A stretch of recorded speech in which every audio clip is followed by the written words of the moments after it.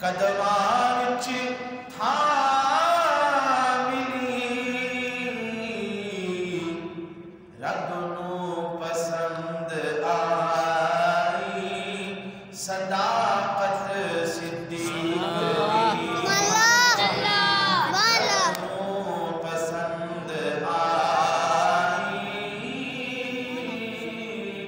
صداقت صدیق دی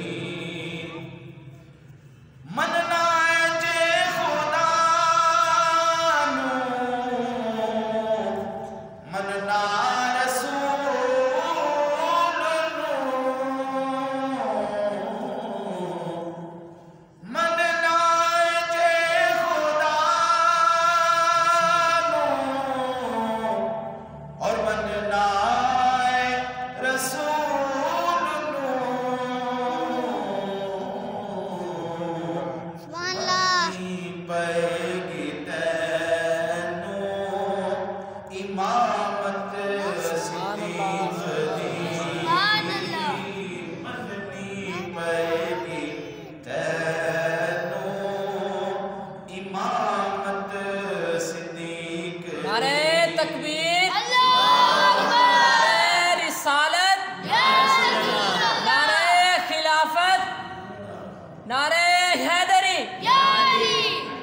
اور ارشاد لاڑا ڈھکے ویرے صدیق دے ارشاد لاڑا ڈھکے ویرے صدیق دے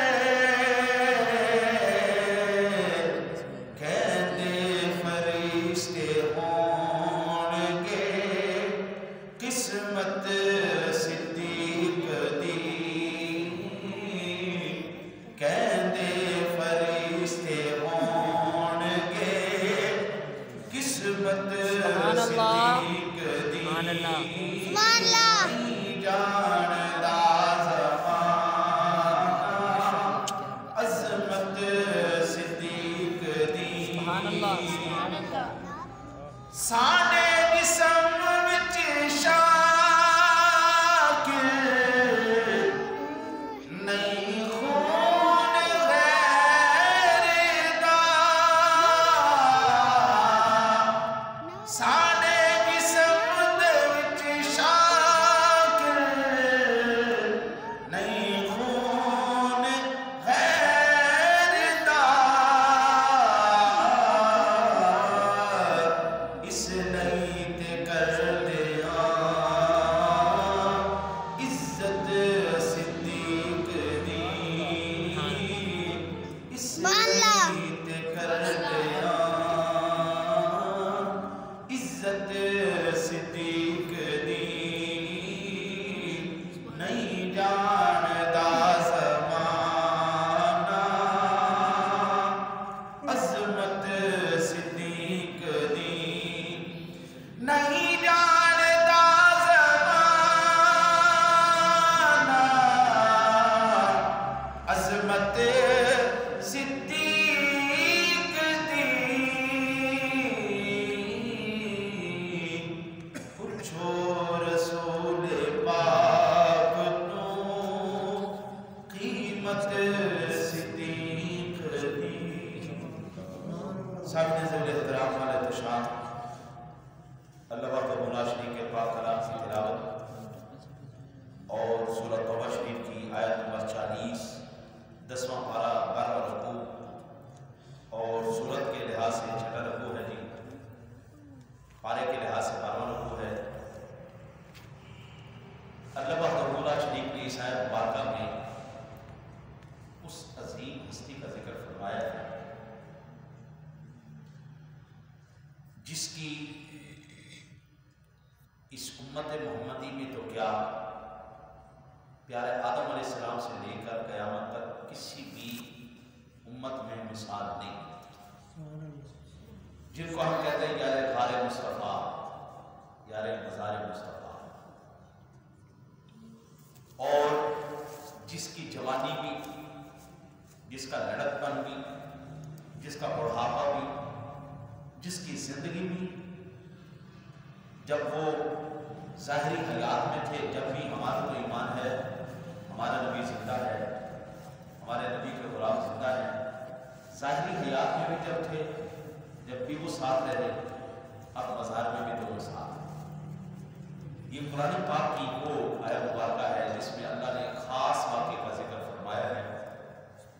ہجرت کے وقت جب سرکار دو عالم صلی اللہ علیہ وسلم کی ذات گرامی تشریف فرما ہوئے غار ثور میں ہجرت فرما کے آئے، وہاں پر عشق صدیق کا سٹیٹمنٹ جاری کر کے اللہ نے قیامت تک کے لیے عشق صدیق، محبت صدیق، وفائے صدیق پر مہر لگا دی ہے۔ آنے والی نسلوں تک کے لیے یہ پیغام ہے، صدیق جیسا وفادار کوئی نہیں۔ حضور کے سارے غلام وفادار ہیں لیکن پیارے صدیق جیسا۔ آپ یہ اندازہ فرمائیں، میں نے ایک زمانہ پہلے صدیق اکبر کے شان میں ایک چھوٹا سا کارڈ لکھا تھا جس میں مختلف چیزیں تھیں، اس میں سے جو سب سے اہم ترین چیز آج میں عرض کرتا ہوں اس واقعے کے ساتھ، وہ ہے کہ یہ وہ واحد صحابی ہیں جن کی 4 پشتوں کو صحابیت کا رتبہ حاصل ہے، 4 نسلوں حضور کی صحابیت کے رتبے پر صدیق اکبر کی 4 نسلیں فائز۔ سب سے پہلے آپ کے والد گرامی کی صاحب ایمان تھے، وہ بھی صحابی رسول تھے، صدیق اکبر رضی اللہ تعالیٰ کی ذات گرامی یہ بھی صحابی رسول تھے۔ اور تیسرے نمبر پر آپ کے سارے صاحبزادے حضرت عبداللہ، عبدالرحمن اور آپ کی بیٹیاں ام کلثوم، اسماء، عائشہ، صدیقہ، طیبہ، طاہرہ رضی اللہ تعالیٰ یہ، اور پھر آپ کے پوتے محمد بن عبد الرحمن، یہ 4 نسلوں کو شرف صحابیت حاصل ہے۔ اس کی تفصیل آپ نے پڑھنی ہو تو تفسیر خازن کی چھٹی جلد میں صفحہ نمبر 16 پر انہوں نے بڑی تفصیل سے یہ بات لکھی۔ سیدنا صدیق اکبر رضی اللہ عنہ کی ذات گرامی کی حیات مبارکہ میں بے شمار آپ کی قربانیاں اور آپ کی عظمتوں کا ہمیں ثبوت احادیث مبارکہ میں، سیرت میں ملتا ہے۔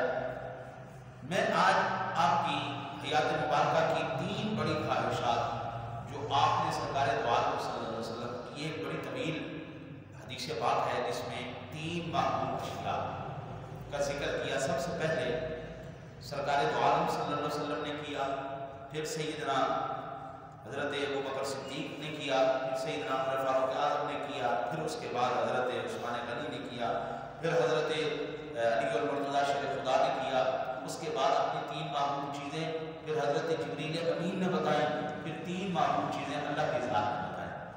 یہ تین چیزیں سارے بتاتے گئے۔ میں صرف اس حدیث کا وہ حصہ جو حضرت صدیق اکبر رضی اللہ تعالیٰ سے متعلق ہے وہ میں عرض کرتا ہوں۔ جب سرکار دو عالم صلی اللہ علیہ وسلم نے اپنی محبوب 3 چیزیں بتائی، سیدنا صدیق اکبر رضی اللہ تعالیٰ نے عرض کہ یا رسول اللہ مجھے بھی اس دنیا میں 3 چیزیں بڑی پسند ہیں، میری تمنا ہے، خواہش ہے۔ اور میں تیری کیا خواہش ہے؟ عرض کی یا رسول اللہ صلی اللہ علیہ وسلم میرے دل کی یہ تمنا ہے کہ نظر الی وجہک یا رسول اللہ، نگاہ صدیق کی ہو، چہرہ مصطفیٰ کا ہو، بس صدیق کی نگاہ ایسا دیدار کرے پھر دنیا میں کوئی دوبارہ ایسا دیدار نہیں۔ صدیق اکبر رضی اللہ تعالیٰ کی ذات گرامی کی اس خواہش کو اللہ نے، یہ وہ آیت مبارکہ ہے جو میں نے تلاوت کی ہے۔ ثانیہ الا تنصروه فقد نصره الله اذ اخرجه الذين كفروا ثاني اثنين اذ هما في الغار اذ يقول لصاحبه لا تحزن ان الله معنا فانزل الله سكينته عليه وايده بجنود لم تروها۔ اللہ وحدہ لا شریک نے پیارے صدیق اکبر رضی اللہ عنہ کو غار ثور میں پھر وہ موقع عطا فرمایا کہ پیارے صدیق اب 3 دن 3 راتوں تک چہرہ مصطفیٰ کا ہوگا، نگاہ تیری ہوگی۔ اب جو دیدار اللہ تجھے اپنے حبیب کو عطا کرے گا پھر قیامت تک آنے والی نسلوں کو وہ کسی کو نہیں حاصل ہو سکتا۔ آپ اندازہ کریں، آپ نے کئی مرتبہ سنا ہے कमली वाले जलवागर हुए, कबूतरी ने अंडे दे दिए, मकड़ी ने जाला बुन दिया, सांप ने वहां पर वो बिल के अंदर इंतजार कर रहा था। ये कब से? 1000 साल से वो इंतजार कर रहा था। इन सांप ने सुना था एक अल्लाह के नबी से कि यहाँ पर ये वो गार है जिस गार में अल्लाह के नबी जलवागर होंगे। उसने कहा फिर मेरे लिए दुआ कर दो आप, अल्लाह मुझे उस वक्त तक उम्र अता फरमाए जब तक अल्लाह के हबीब यहाँ पर जलवा मैं उनका दीदार करूं। 1000 साल का इंतजार। और आप अंदाजा फरमाएं कि इस मकड़ी के बारे में भी बड़े जबरदस्त वाक़यात हैं, कबूतरी के बारे में, लेकिन मेरा ये भी मौजू नहीं है। सिद्दीक़ अकबर रज़ियल्लाहु ताला अन्हु की ज़ात गिरामी ने अपनी कमीज उतार कर वहां पर जितने सुराख उस सांप ने बनाए थे, क्योंकि सांप को पता था कि एक आशिक भी साथ होगा, वहां पर वो जो सुराख देखेगा उसको बंद कर देगा। सांप ने कहा चलो एक बंद करेगा, दो करेगा, तीन करेगा, चार करेगा। उसने 99 सुराख दिए, बेशुमार सुराख कर दिए, एक बंद तो एक खुला, एक बंद तो एक खुला। वो अब 2 बड़े सुराखों की सूरत में मौजूद है। अब भी आज भी वो 2 बड़े बड़े सुराख जहाँ पर वो बैठा हुआ इंतजार कर रहा था। सिद्दीक़ अकबर रज़ियल्लाहु ताला ने सब सुराखों के अंदर अपनी कमीज फाड़ के और एक सुराख रह गया, उसमें फिर आपने अपनी एड़ी रखी। सिद्दीक़ भी आशिक है, सांप भी आशिक है। हाँ जी, जब कमली वाले प्यारे सिद्दीक़ की गोद में आराम कर रहे थे, शाम यूं कह लें इश्क और अकल का आपस में जबरदस्त किस्म का मुकाबला शुरू हो गया। इश्क कह रहा था सिद्दीक़ बाज आ जा, अकल कह रही थी सिद्दीक़ बाज आ जा, सांप है। सांप कह रहा था बाबा जी मेरे पास जहर है। सिद्दीक़ कह रहा था मेरे पास इश्क है, मेरे पास इश्क है, तू क्या करेगा? उसने कहा मैं डंक मार के तेरी जान ले लूंगा, मेरे डंक का कोई किसी के पास तरियाक नहीं। सिद्दीक़ कह रहे थे ओ बाबा तुझे पता नहीं मेरी गोद में कायनात का सबसे बड़ा तबीब है, तेरे पास जहर है तो मेरे पास उसका तरियाक है, तेरे पास अगर ये डर है, डंक है, तो मेरे पास अल्लाह का हबीब है, बाज आ जा। सिद्दीक़ भी कहते थे मैं भी बाज नहीं होना, सब भी कहते थे 1000 साल का इंतजार है, बाज मैं भी नहीं होना, दीदार तो मैं भी करना ही करना है। हाँ जी, सिद्दीक़ का इश्क। और फिर वो देखे ना जी, वो बार बार सिद्दीक़ अकबर को डंक मार रहा है। मैं कहता हूँ कि ठीक है, ये बात भी इसी तरह लिखी हुई है कि डंक मार रहा था, लेकिन मैं कहता हूँ नहीं, ये बात इस तरह नहीं करनी चाहिए। बात इस तरह करनी चाहिए, आशिक वो सांप भी था, आशिक वो सिद्दीक़ भी था। सिद्दीक़ की गोद में प्यारे कमली वाले आराम फरमा है, तो रब सोना पहले कह रहा था सिद्दीक़ के कदमों को पहले बोसा दे, फिर मेरे महबूब का दीदार तुझे नसीब होगा। पहले कदमों को बोसा दे, क्योंकि तेरे से बड़ा आशिक सिद्दीक़ है, क्योंकि उसकी गोद में मेरा महबूब आराम फरमा रहा। और कुर्बान जाएगा सिद्दीक़ देखी जा रहा है, 3 दिन 3 रातों तक सिर्फ निगाह सिद्दीक़ ने वो मंजर देखा। सुल्तान आरिफीन सुल्तान बाबू रहमतुल्लाह तआला अलैह यहाँ पर बड़े खूबसूरत अंदाज में उन्होंने तर्जुमानी की है। सुल्तान साहब फरमाते हैं मीर मुख मुर्शिद दा